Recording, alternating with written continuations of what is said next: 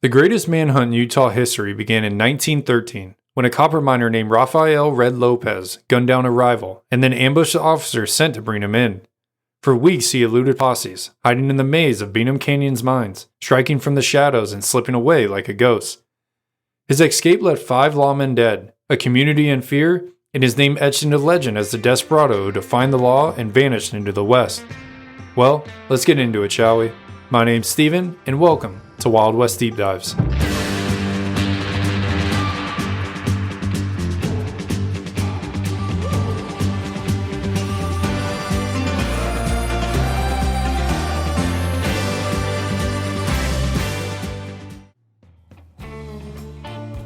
In the fall of 1913, the copper boomtown of Bingham Canyon was already a powder keg of immigrants from Greece, Italy, Austria, Japan, and Mexico, among others. They lived and worked side by side, often in bitter tension.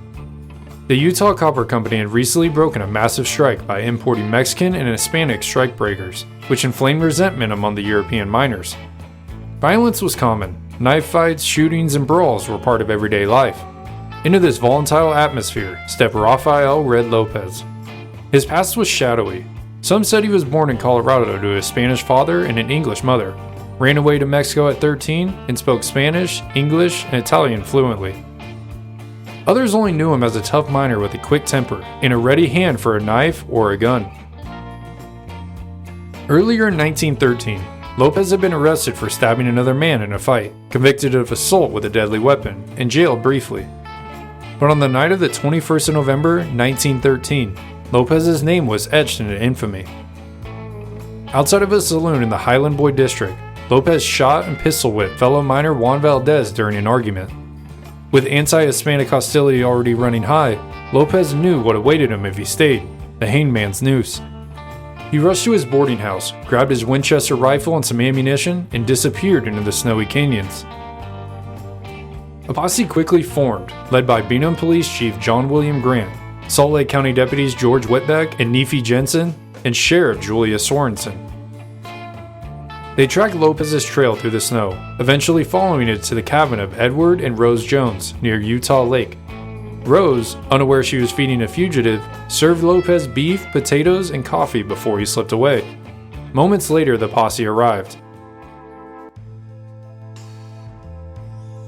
As they split to cover more ground, Lopez ambushed them from the bush. Chief Grant and Deputy Jensen were gunned down, as Witbeck and Sorensen tried to regroup, but Lopez fired again. Witbeck was killed instantly, and Sorensen was the only one to escape. 3 lawmen lay dead within hours of the manhunt's beginning. Lopez retreated to the one place he knew better than any lawman, the labyrinthine tunnels of Bingham Canyon's mines. Posse after posse swarmed the canyon, determined to flush him out. Deputies piled hay bales soaked in crude oil, sulfur, and cayenne pepper into mine shafts, lighting them to smoke Lopez out. But Lopez never emerged. Rumors spread that he slipped out disguised as a miner or through hidden exits. On the 8th day of the standoff, deputies James Holsey and Vaso Tom Mandarich pushed an ore car of hay into the tunnels, hoping to ignite another fire. But from the shadows, Lopez appeared with his Winchester and shot both men in the back at close range. Panic rippled through the lawmen. No one knew where or when Lopez would strike next. News of the killing spread across Utah and throughout the West. In Bingham Canyon, fury boiled over. Serbian miners swore oaths to kill every Mexican in camp. Vigilante talk of lynching filled the streets. In Salt Lake City, police rounded up 55 Hispanic men on charges of vagrancy, ordering many to leave the city. For weeks, Lopez sightings were reported across Utah, Colorado, and Nevada, but none proved conclusive. Lawmen blockaded mine entrances, smoked shafts, and waited for Lopez to starve. But when they finally reopened the mines after weeks, he was gone. It seemed as though he had vanished into the earth itself.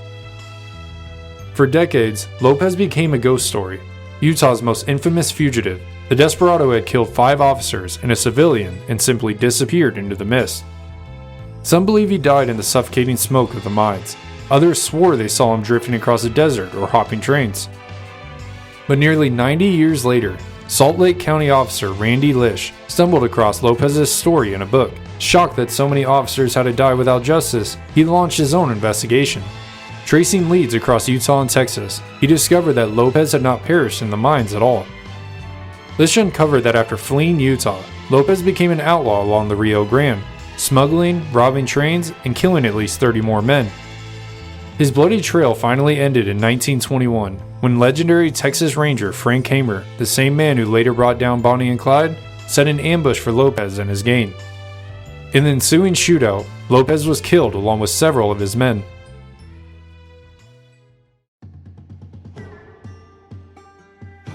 The manhunt for Rafael Lopez remains the deadliest in Utah history. It claimed 6 lives, shattered communities, and exposed the raw racial tensions of a mining boomtown. His legend endures as both a tale of Lawmen's sacrifice and the story of a fugitive who became a ghost until history finally caught up with him. Before we go, did Lopez kill 30 plus men? Unlikely, but don't let the truth get in the way of a good story. If you enjoy Wild West Deep Dives, please like and subscribe, and maybe leave a comment. It's a great way in helping this podcast grow, and I appreciate y'all's support more than I can ever put into words. We will see y'all next time, and remember, when in doubt, shoot straight, shoot fast. God bless.